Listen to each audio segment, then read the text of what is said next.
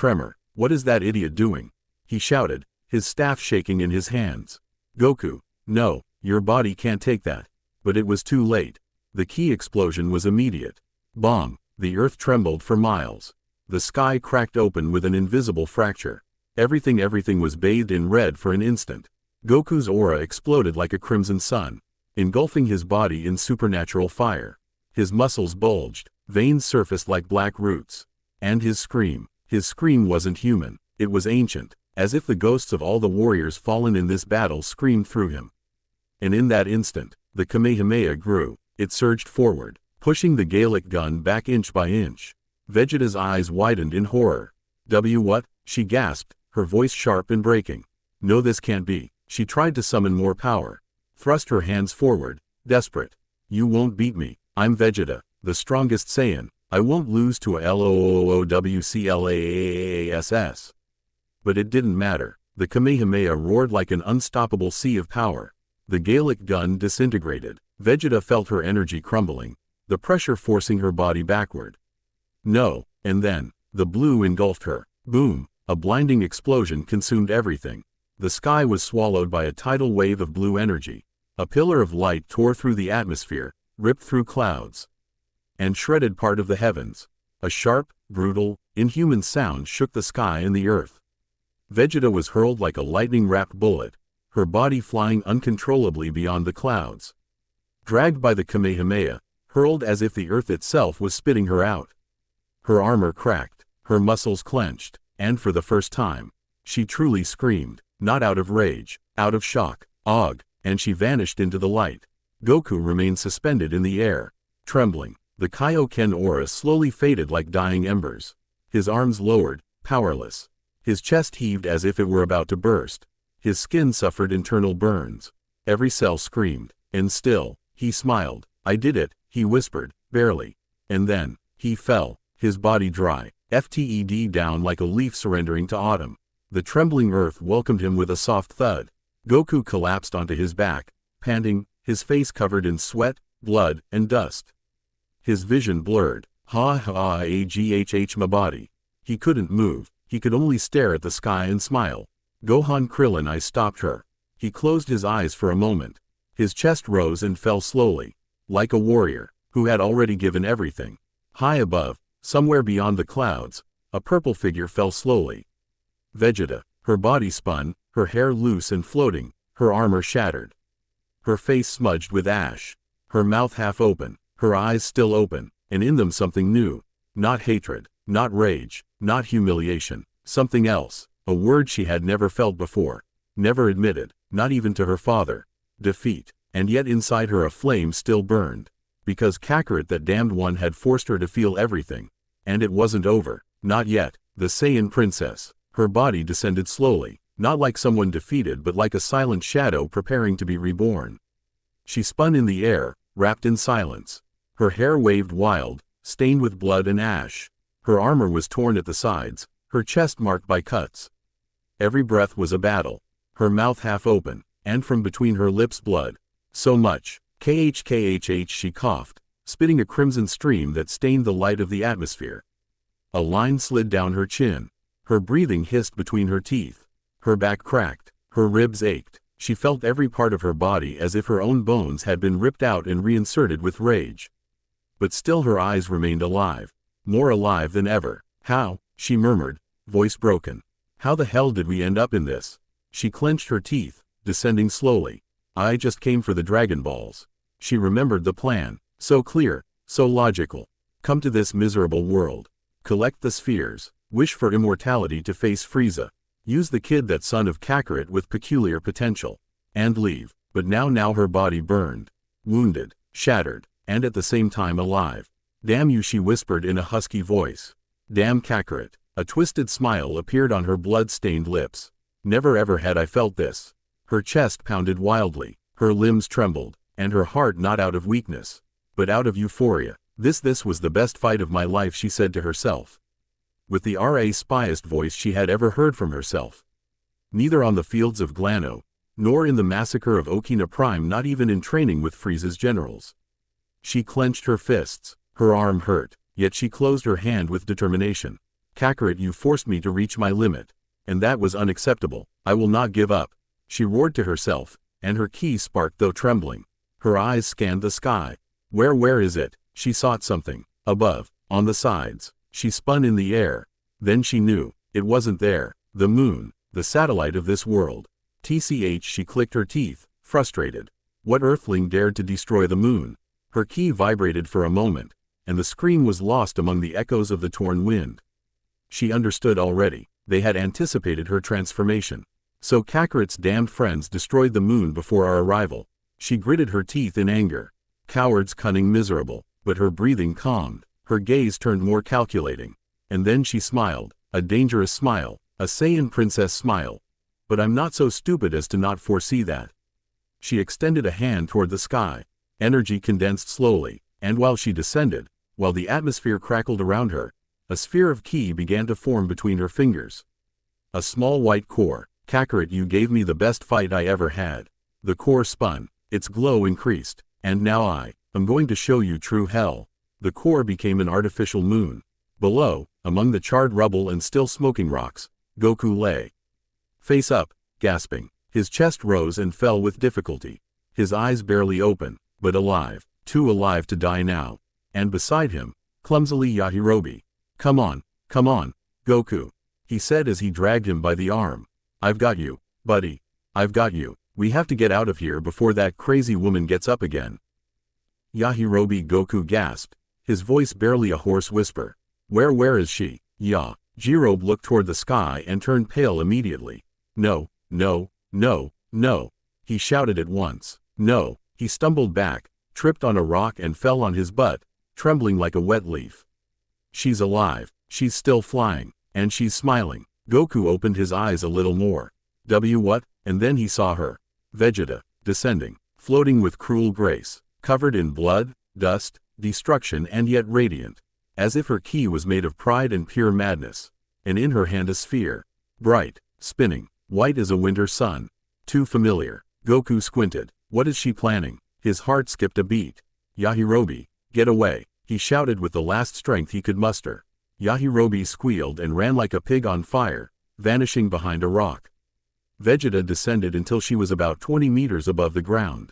She said nothing yet, she only stared at him. With that look, a mixture of arrogance, thirst, need and something deeper.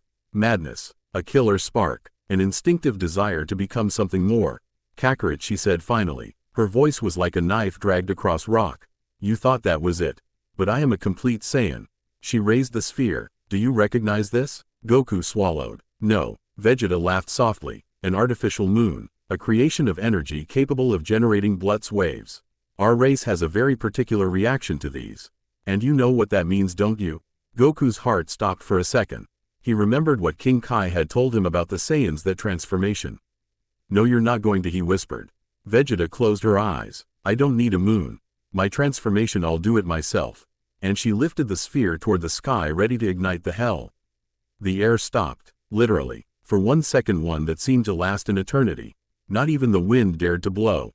In the center of that ruined field, where the ground still smoked from previous attacks, where craters were as common as the stones themselves, Vegeta floated, wrapped in blood, dust and glory. And in her hand the sphere. It spun slowly, like a tiny planet made of energy. White, vibrant, almost serene in its light. Vegeta raised her gaze, her body still trembling from the previous blows.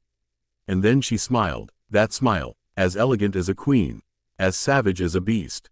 And with a single gesture she hurled the sphere into the sky. FWOSH. The sphere cut through the air with a sharp whistle, rising higher and higher, while its energy waves began to tint the sky a false, unreal white. Goku, below, still kneeling, his body still broken from the Kaioken X4, looked at her with growing horror. And no, it can't be. His heart beat against his chest like a war drum. His eyes followed the sphere. He saw it float, spin, stabilize thousands of meters above, and then it began to change. The energy sphere expanded slightly, its surface now irregular, stained with faint shadows that mimicked lunar relief. Its edges vibrated like a perfect projection, and then CHHHHHHOM. The sphere exploded in light. A silver glow covered the sky. The desert turned pale white, as though dawn had broken in an instant. And Vegeta watched it as if she were looking at a god. Her eyes reflected that light, and they turned completely white. No pupils, no focus. Soon she said with a trembling voice, yet loaded with pleasure, you will regret. She turned her face slowly towards him. Her teeth gleamed in a macabre smile. Having lost your tail, Kakarot. Goku didn't understand, or rather, he did understand. And that terrified him. Damn it, he whispered. I've got to do something quick. The artificial moon's light now engulfed everything. The fake sky roared with waves of invisible energy. Vegeta's ki started changing. Up above, she lowered her arms. Her body trembled, and a low laugh slow grew in her throat. H ha ha ha ha ha. And then the change began. Goku watched her, unable to move. His mind trembled. That energy, he murmured. He remembered the exact words. The tail was a source of power for the Saiyans. It allowed them to transform under the full moon into Uzaru, the great giant ape. Uzaru, Goku gasped, feeling cold sweat run down his neck. Vegeta arched in the air. Her back cracked like wood breaking. Rack. Her body began to grow. Muscles expanded. Skin burst in patches, giving way to a dark, wild, thick fur. Her boots began to crack, forced by feet that were no longer human. Her hands stretched, her fingers deformed, bones doubled under the flesh. Crack, crack, shthhhh. Her jaws extended, fangs grew, her face elongated. The scream turned guttural, and amid that grotesque transformation a roar. Deep, terrible, primitive, roargh.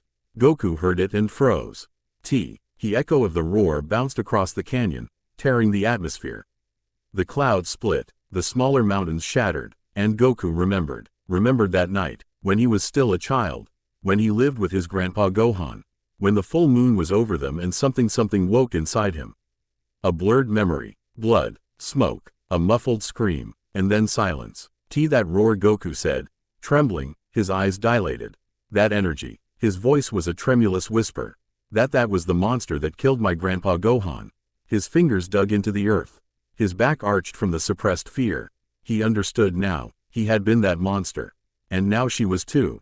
Vegeta's body kept growing. Her arms were now like columns.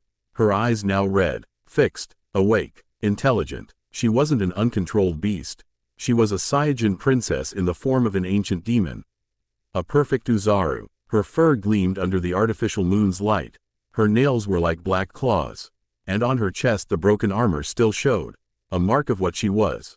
What she had been. Goku struggled to his feet, his body still broken from the Kaioken X4. He looked upward, and he saw her, enormous, majestic, unstoppable, the Uzaru Vegeta, and her voice thundered like a storm. A voice distorted by the new form, but still unmistakable. Kakarot. Goku fell to his knees again, the pressure of her ki pushing him like a mountain on his chest. And no, I don't know if I can.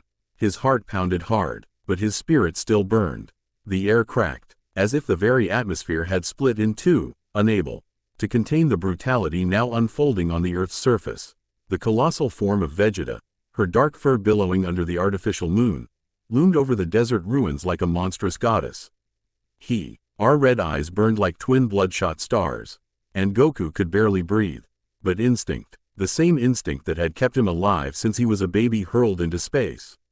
That instinct saved him. Boom! The Uzaru's fist came down like a mountain.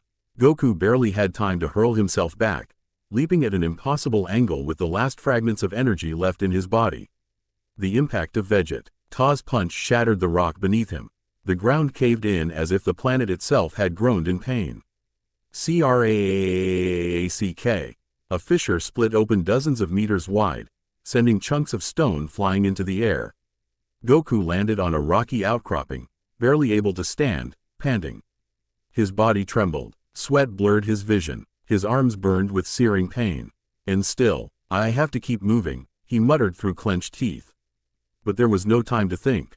Vegeta roared, a thunderous sound that shattered the sky, and her massive body lunged toward him. The giant Scientist gathered momentum, and with unnatural speed for her size.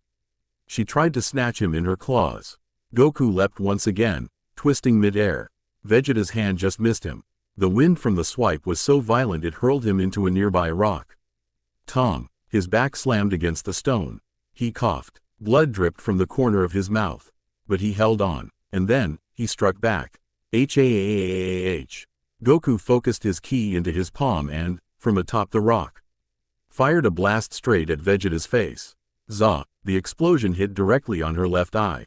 Boom! Dust clouded the sky, but when it cleared, she hadn't budged, not a single step. Her eye blinked in irritation, and the massive mouth of the Uzaru twisted into a grimace that was a smile. A smile that chilled to the bone even without human lips. And then, she spoke. Her voice was deep, guttural, warped by the echo of her new form, as if thousands of throats spoke in unison from the depths of an abyss. Oh, what's wrong, Kakarot?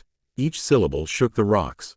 Goku took a step back, his breath uneven. Vegeta stepped forward. The ground trembled. Your princess just wants to play a little more. Another step, another quake. Come on, she chuckled, a laugh like thunder rolling through a canyon. We've been having fun, haven't we? Her arms rose slowly, as if offering an embrace. Or setting a trap. Let's dance a little longer, Kakarot. Her eyes gleamed. After all, no low-class Saiyan has ever had the honor. She raised one massive leg. The sky darkened under its shadow. Of dancing with royalty. Boom! She stomped down, but Goku was already gone. He reappeared several meters away, crouching, panting, searching for open ground. His breathing was growing more ragged. This is completely different, he gasped. She's got more power, more range. She's in total control. This isn't like what happened to me as a kid. She's aware, she knows exactly what she's doing. That made it even more dangerous, more lethal. Vegeta spun on herself with monstrous agility, sweeping the terrain with her massive arm. Goku barely flew upward in time, dodging by inches. Her arm struck an entire hill and tore through it like paper. Rocks flew, dust blanketed the sky. Goku spiraled away, trying to create distance. But Vegeta, with devastating force, launched herself after him. Don't run from me, Kakarot, she roared, her voice rattling the air. Goku dove, trying to lead her away from the higher formations. He needed to think. He needed a plan. I've got to keep my distance, he muttered. I can't let her grab me, not even once. And yet he knew he couldn't keep running, because with every second his energy waned. But Vegeta's didn't. She burned brighter, as if the more destruction she caused, the more alive she felt. From the sky, the Uzaru spread her arms, and from her palms energy began to form. A gigantic sphere, the size of a house. Vibrant, purple, and her grin grew even wider. Where are you going, insect? Goku stopped mid-air, hovering over a deep crack in the earth, body leaning forward, arms trembling with exhaustion. He looked up, and saw her, Vegeta, holding the sphere with both hands, above her head. Come on, Kakarot, dance with me, and she hurled the orb. Zah! The energy fell like a living meteor. With no other choice, Goku screamed, H-A-H-H-H, and fired a ki blast straight to counter it. Boom! The two energies collided mid-air. The shockwave tore through everything. Rocks were ripped from the earth. Fissures widened. Goku was blasted backward by the explosion. Thoom! He hit the ground, rolling through dust, stone, and fire. He coughed. Blood mixed with dirt. But he stood, again, always again. In front of him, Vegeta's giant form slowly descended. The ground cracked with each step. The echo of her breathing filled his ears. And her red eyes looked down at him not like an enemy, but like a toy. Goku forced himself to stand. One leg shook. His left arm barely responded. But his ki, his will, still burned. You won't stop me, he said, voice low, nearly broken but filled with truth. No matter how many times you knock me down. He placed a hand to his chest, feeling his heart pounding like drums. He looked up at her. That colossal silhouette, that perfect form of rage. And a part of him understood. He understood why the Saiyans clung to that power. To that form. It was brutal, untamable, pure, but it was also dangerous, inhuman, and it wasn't the path he would choose. I won't be that kind of monster. And with what little he had left, he lunged again, toward the beast, toward his princess, toward his destiny. The sky was cloaked in the smoke of past battles, and yet, through the cracks in that blackened sky, the artificial moon created by Vegeta Street floated incandescent, casting its energy like a cursed torch that fed the monstrous transformation of the Saiyan princess. The Uzaru's roar still echoed among the shattered valleys of the desert. Echoes of destruction. And amidst it all, Goku ran. He leapt. He dodged. Every step was life. Every inch, survival. Whoom! A colossal fist from Vegeta came crashing down like a meteor onto a rock formation, making the earth erupt in a cloud of fire and stone. Goku spun through the air, narrowly evading the blow, feeling the hot wind of the impact tear across his side. Tisk! I can't keep this up much longer, he panted, flying at full speed, zigzagging through the ruins. Behind him, the monster, the beast, Vegeta. Her steps were earthquakes, her breath, burning smoke. And yet there was more than rage in that form. There was purpose, awareness. Her voice, distorted by the Uzaru's throat, still rang clear like thunder wrapped in laughter. Ha ha ha. Don't run, Kakarot, her lot. R rolled through the skies like the echo of an endless storm. You know what this is, don't you? She advanced, relentless. Her strides were fast for her size, like a dark shadow devouring the ground.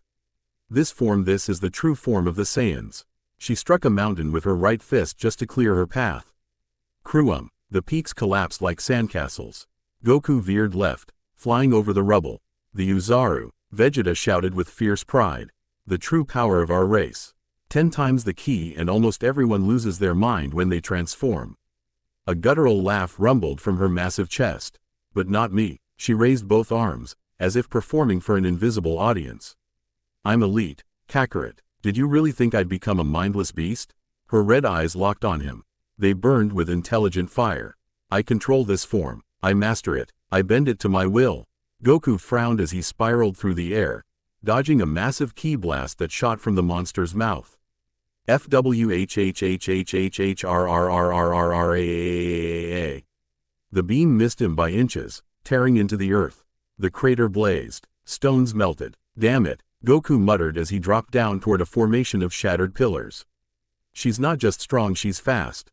And she's thinking clearly. He ducked behind an outcropping, panting. He could hear the footsteps. The vibrations crawled up his legs.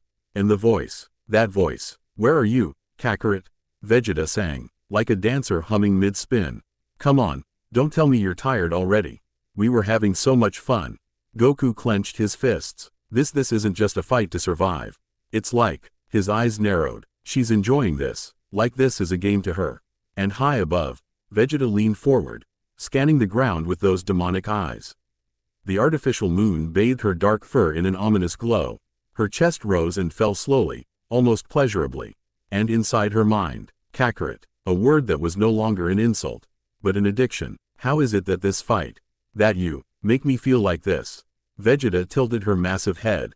An impossible smile stretched across her simian face. I've never felt this before, she whispered. Not in the harshest drills of the Saiyan Empire. Not against Frieza's toughest soldiers. Not even during those days I killed out of boredom. Her fangs gleamed. You're different. A guttural whisper. I don't want you to die yet. She brought one hand to her chest, as if trying to contain the sensation. I want more. Her tail slammed the ground. THOOM.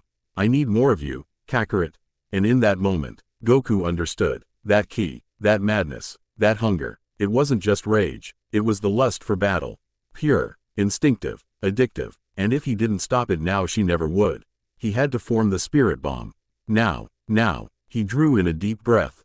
Closed his eyes. Connected with the world, with life. And then, flash, solar FLAREEE. Goku shouted suddenly, FWWWWOOOM. A blast of blinding white light burst from his forehead, spreading like a solar explosion across the battlefield. Vegeta roared instantly, reeling back with her arms over her eyes. What? Her voice twisted in shock. AAAAGH.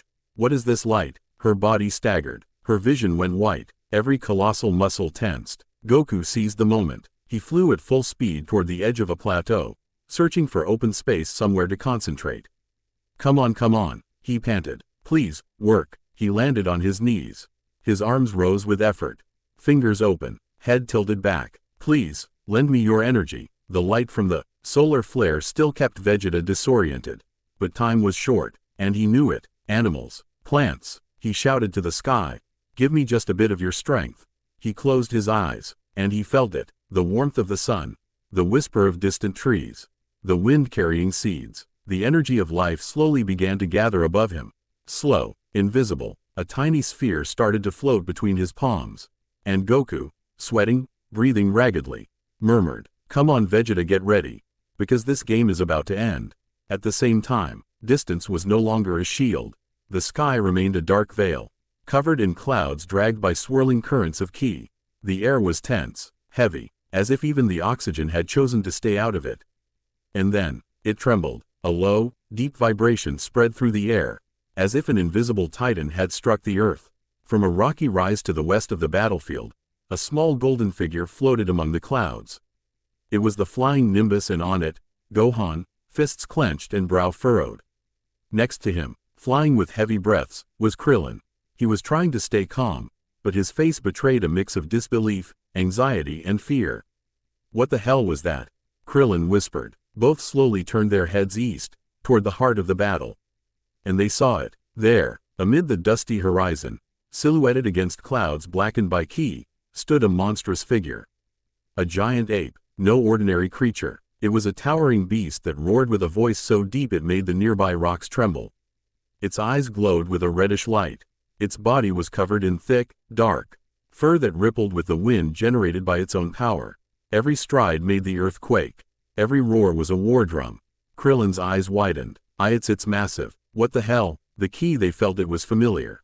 But it wasn't Goku. No, it was Vegeta. That was her energy, but multiplied, distorted, as if all the rage, pride, and fury of her soul had condensed into that towering form.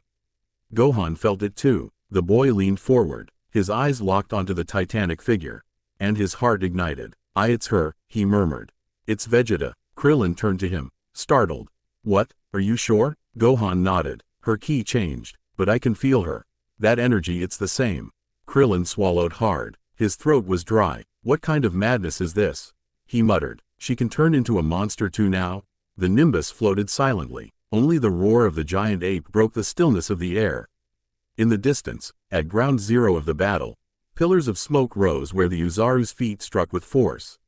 The mountains trembled, and amidst the chaos, Goku's figure was barely visible. Small, fragile, dodging, running, fighting. And then, Gohan clenched his fists, hard. His expression shifted. "I have to go." Krillin snapped toward him. "What? Are you crazy, Gohan?" Gohan ignored him for a moment, his eyes fixed on the horizon with a strange focus for someone his age. "Dad is in danger. I know, but you can't fight that thing, Gohan." Krillin insisted, his face pale. "That's a monster. It's 10 times taller than a building. You don't stand a chance." Gohan lowered his gaze for a moment, and whispered, "Maybe." His fingers trembled slightly, but then they closed into fists. "But if I just stay here and watch, then everything Mr. Piccolo taught me, everything Dad has done." He lifted his head, and this time, there was fire in his eyes. "Won't mean anything." Krillin was speechless. "Gee, Gohan, Dad always comes to help me," Gohan said, his voice clear, firm, without a hint of fear. "Always. He's never failed me. Since Mom died, he's been everything. And even though Mr. Piccolo trained me, it was Dad who picked me up when I was scared. He held me when I was cold. He never left me alone." The words came with a quiet pain, but also with unshakable determination. "And now I won't leave him alone either." Krillin stared, a lump rising in his throat. That boy was no longer the one who had come crying to the battlefield. He was no longer the fragile child who hid behind Piccolo. That boy was Goku's son, and he was making his first great decision. Gohan stepped forward, to the edge of the Nimbus. "Krillin, what? Thank you for bringing me this far." Krillin opened his mouth to stop him, to yell, to make him stay. But he didn't, because in that moment, he saw in Gohan's eyes, Goku's eyes, courage, resolve, and a spark of something else. Something not even Krillin could fully understand. Gohan bent his knees, took a deep breath, and whispered, "Dad, wait for me," and he leapt. The cloud remained, floating, empty. Krillin swallowed, his eyes still locked on the boy's silhouette soaring toward the battlefield. "You really are Goku's kid," he whispered, shaking his head with a resigned smile. And then, he turned to the horizon, and shot off after Gohan at full speed. The monster still roared. The battle was far from over. But now, they weren't alone. Goku's son was flying into the heart of war, and the fire in his heart burned brighter than any Uzaru. The sky had not cleared. It remained shrouded, clouds dragged by the fury of battle, by the savage scream of a planet bearing witness to a war of wills. The mountains trembled, the ground was cracked like shattered glass. The air reeked of ozone, blood, and ash. And at the center of the battlefield, Goku panted. He was hiding behind a partially destroyed rock formation, crouched, his body aching down to the bone. His breathing was ragged, as if every gulp of air was a hot knife slicing through his lungs. But his hands held a sphere, the spirit bomb, a pale blue light, gently hovering above his palm. Still small, barely the size of a melon, but vibrant, alive, pulsing like a heart made of hope. The ki of nature surrounded him, flowed through him like rivers of invisible energy from the plants, the skies, from every living being still breathing on the planet. A gift from the world. Goku narrowed his eyes, feeling the flow of energy so unlike his own. Just a little more, he murmured, his voice hoarse, dry. He was focused, and in that moment, that was all that mattered. But then, a colossal roar tore through the silence. Vegeta, the Saiyan Uzaru, had been turning her head side to side ever since the solar flare blinded her, growling, snorting, circling like a wounded yet still dominant beast. Her massive feet slammed the earth, kicking up boulders the size of houses. Her left eye still glowed, but the right blinked weakly, its light dimmed, clouded by partial blindness. And yet, she stopped breathing, and she felt her jaw open slightly, her snout pulled in air. The wind, the pressure, the movement, and for a second something else. A tiny glimmer, a trace, a shift in the atmosphere, a concentration of energy. Her head snapped around, and then she saw it. There, just meters away, behind a rock, Goku half crouched, with a glowing sphere in his hand. Their eyes met, the radiant blue of borrowed ki, against the burning red of the beast. Goku felt a chill run through him. "Oh, no," he whispered. Vegeta smiled, and roared, not a roar of rage, but of understanding, of discovery, of the hunt, and without hesitation, she opened her mouth. From her throat, energy began to gather, bright, boiling. And then, GHRAHHH.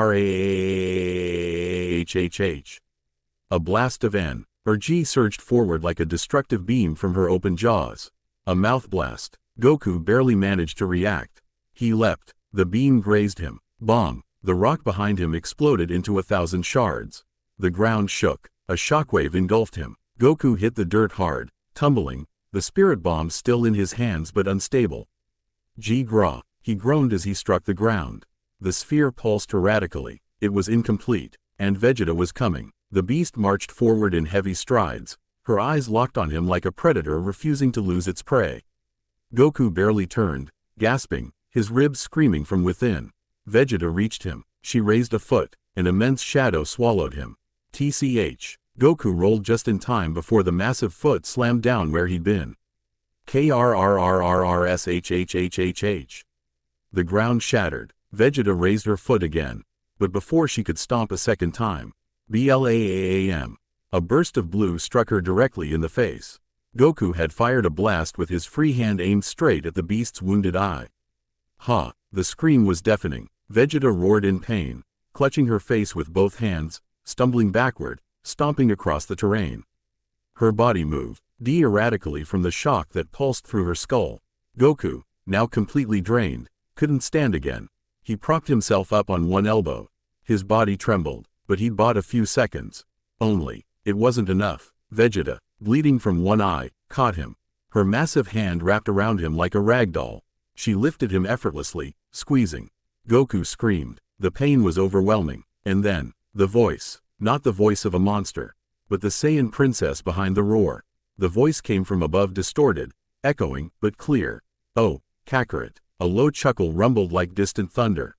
"Right now you're just a little insect to me in my hands." Her massive fist tightened slightly. Goku groaned. Sweat streamed down his brow. But Vegeta wasn't finished. "But for giving me the best fight I've ever had." She paused. A smile spread across that beastly muzzle, gleaming fangs revealed. "For showing me new tricks, for reminding me what it means to fight with passion, I want to make you an offer. Join me. Together, we can accomplish far more than those two idiots, Raditz and Nappa, ever could. We'll be the future of our race." Goku could barely breathe, but his eyes still held that spark of will. Vegeta brought him closer to her face. Her one good eye studied him. And then, with terrifying sweetness, she whispered, "You refused Raditz's offer, I understand. You were ignorant, rebellious, naive." A pause. "But now, after everything we've been through, tell me, do you really think you have many options left?" Goku blinked. The key sphere, the spirit bomb, hovered just inches from his body. Almost forgotten. The offer hung in the air like poison. Vegeta smiled. Her expression was a unique blend of arrogance, respect, and a hunger that went far beyond war. Goku swallowed. His body was broken. His ki, drained. And yet, he hadn't said no. Not yet, because even in the face of the end, Goku's Saiyan spirit still beat strong. The world was shrinking, not in size, but in tension. The silence before the screams. The suffocating stillness before a storm breaks. Suspended between the colossal fingers of Vegeta's Uzaru form, Goku panted, trembling, his head hanging low, arms limp. His body, battered beyond reason, looked moments away from giving in. And yet, he raised his eyes. Through the smoke, the pain, the blood clouding his vision, there she was. Her, the dark colossus, the princess, transformed into a beast, her body covered in thick, iron-like fur, fangs bared, eyes glowing, one of them bloodied, yet her voice still echoed. And her essence unchanged. Vegeta held him effortlessly, humiliatingly, like a soaked rag dangling from her fingers.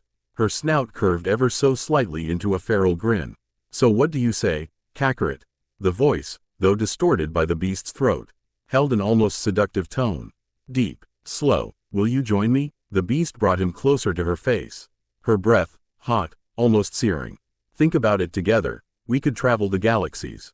You're no longer just a low-class warrior, you've moved beyond that. You could be my general." A pause, a wider grin. "My battle partner." Goku blinked. His eyes, though clouded, still sparkled. And then, he spoke. His voice was low, cracked, barely a whisper, but it carried something harder than steel. "No." Vegeta frowned. Her simian brows twisted in irritation. "What?" Goku took a deep breath. Blood dripped down his forehead, but his expression didn't falter. And with more strength, he repeated. "No." One word, a word that cut through the air. "I won't join you, not now, not ever." Silence fell like a spear. Vegeta didn't move. The air itself seemed to freeze. But her eye gleamed with fury. And her fist clenched. The grip around Goku tightened. Instantly, brutally, as if a whole mountain pressed against him. Goku screamed, a guttural, torn sound.